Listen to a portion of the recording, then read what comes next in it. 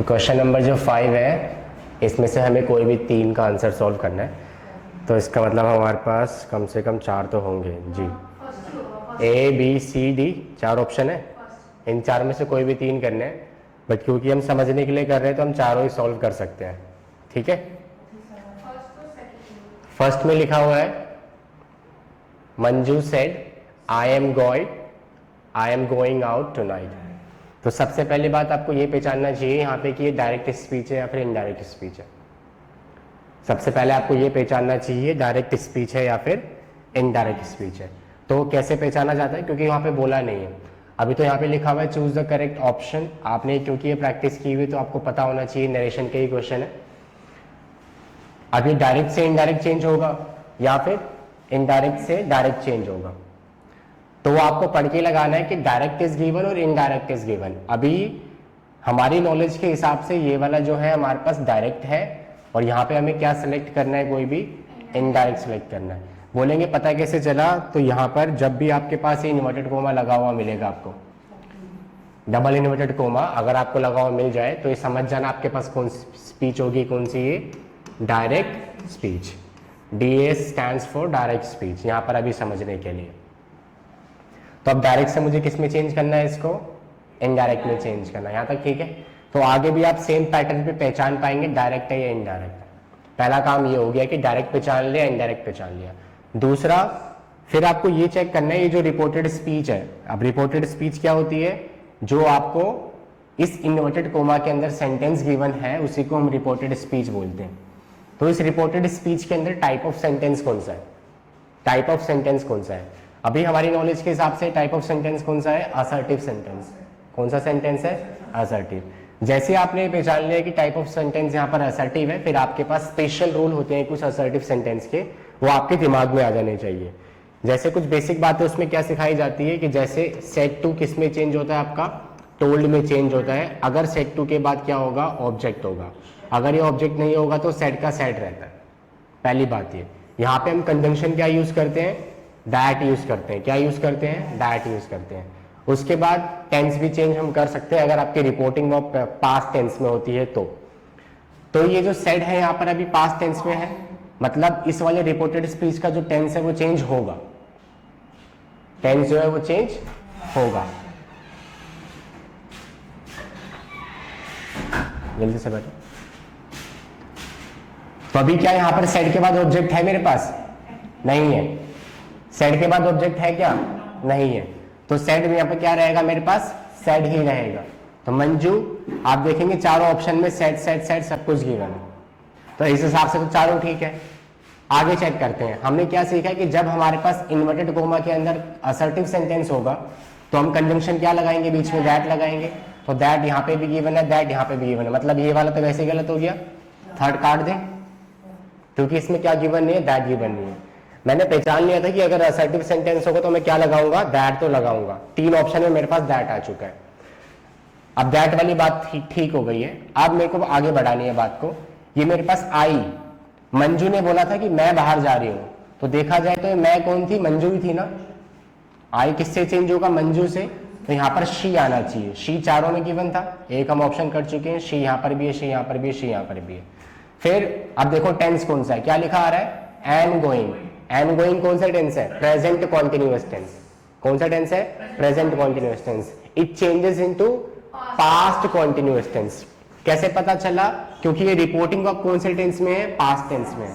जब ये वाली रिपोर्टिंग ऑफ पास्ट टेंस में, तो फिर आगे वाला सेंटेंस भी किस में जाना चाहिए था, पास्ट में जाना चाहिए। लॉजिक तो यही कहता है कि अगर कंजंक्शन से पहले वाला सेंटेंस पास्ट में है तो after the conjunction the sentence should be in past tense, वो होना चाहिए।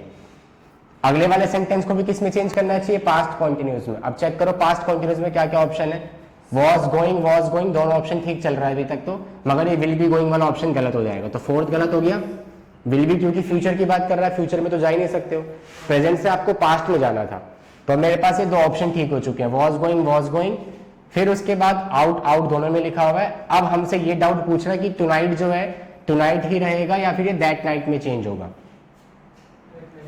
टुनाइट जो है टुनाइट में ही रहेगा या फिर दैट नाइट में चेंज होगा। तो इसका आंसर है that night. Tonight changes into that night.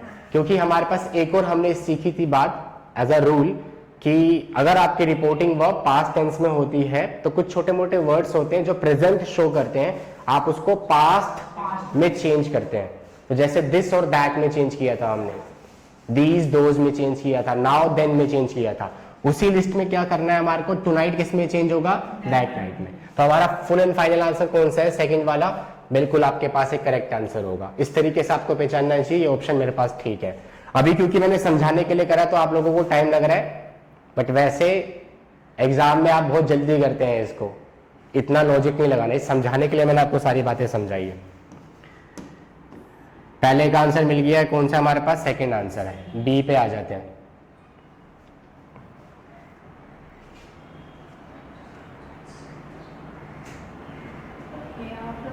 B में क्या लिखा हुआ है, रजत सेड। तो सबसे पहला काम करो, डायरेक्ट है इनडायरेक्ट है, क्योंकि डबल इन्वर्टेड कोमा गिवन है तो क्या होगा, डायरेक्ट स्पीच है। क्या होगा, डायरेक्ट। और डायरेक्ट से किस में जाना है हमारे को, इनडायरेक्ट में जाना है। अब फिर से चेक करो अंदर सेंटेंस का टाइप कौन सा है। टाइप कौन सा है जी, I will manage here after. तो आई विल मैनेज लिखा रहा है तो मतलब असर्टिव सेंटेंस है। फिर से मतलब वो पीछे वाला सेंटेंस उसने दोबारा पूछ लिया हम लोगों से।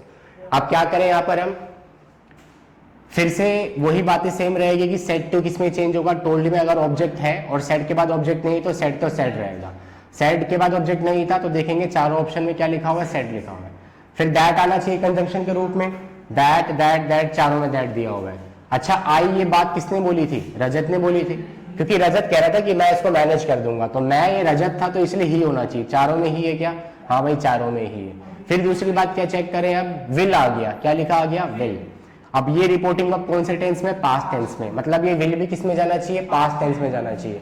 और विल का पास्ट टेंस क्या होता है, वुड होता है। क्या होता है, वुड। तो जहां पर वुड होगा वो ऑप्शन ठीक होना चाहिए, ये रहा वुड। तो मतलब सेकंड हमारे पास गलत हो चुका है अभी तक, और फोर्थ हमारे पास गलत हो चुका है क्योंकि इसने विल को चेंज नहीं करा। जो विल में वुड में ले गया वो ठीक हो चुका है, मैनेज मैनेज आ गया। और हेयर किस में चेंज होता है, हेयर देयर में। तो इसका मतलब आपके पास हेयर आफ्टर तो चेंज नहीं किया इसने, ये गलत हो गया। तो थर्ड आंसर आपके पास दोबारा क्या हो जाएगा, बिल्कुल ठीक हो जाएगा। ऐसे चेक करते हैं।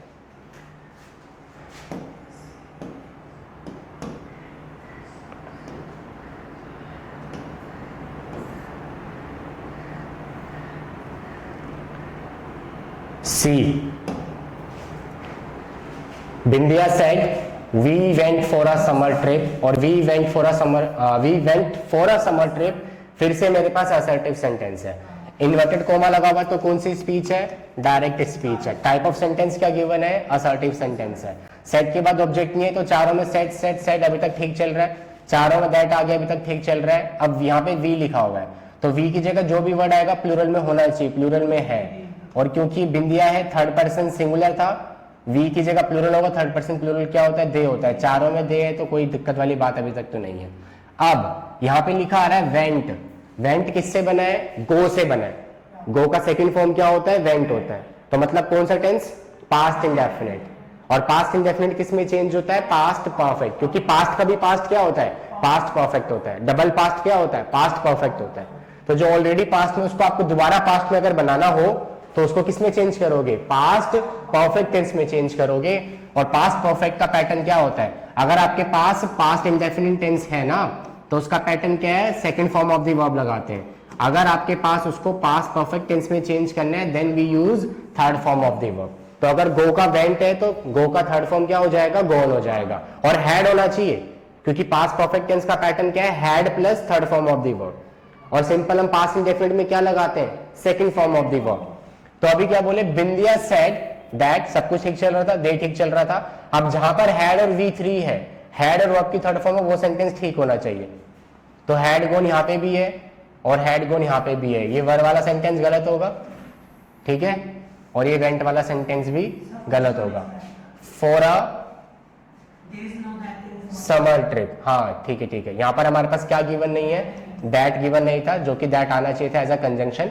इसको आप ऐसे भी याद रख सकते हैं कि इस डबल इन्वर्टेड कोमा को हटाने के लिए हम क्या लगाते हैं, दैट लगाते हैं। तो इसके अकॉर्डिंग हमारे पास कौन सा आंसर ठीक है, फिर से अब फर्स्ट वाला आंसर ठीक है। क्लियर। पास्ट इंडेफिनिट किस में चेंज होगा, पास्ट परफेक्ट टेंस में चेंज होगा। नेक्स्ट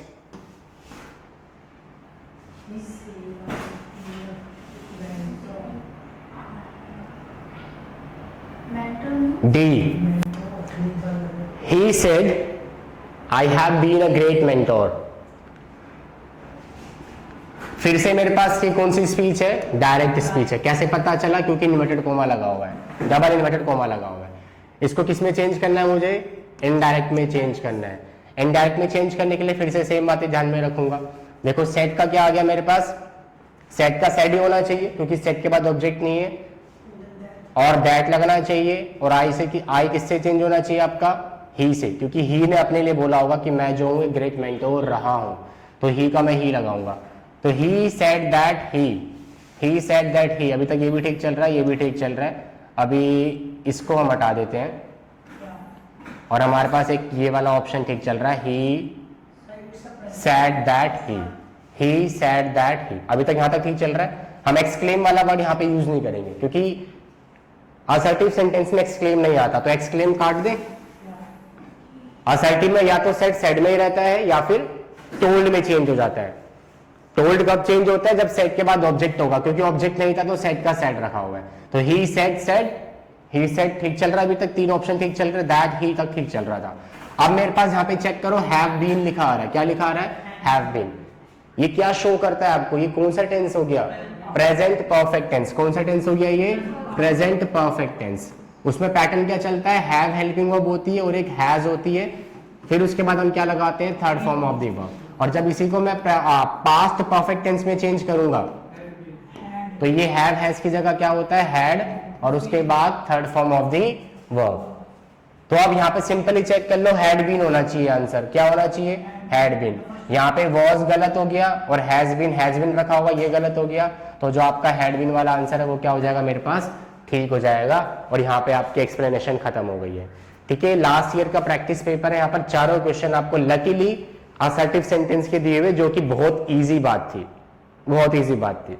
सिंपली सबसे पहले पहचानो डायरेक्ट है या इनडायरेक्ट है। डायरेक्ट से किस में चेंज करना होता है? इनडायरेक्ट में। वो बताएगा नहीं आपको डायरेक्ट है इनडायरेक्ट है, वो आपकी पहचान है, कैसे पहचान रहे हो।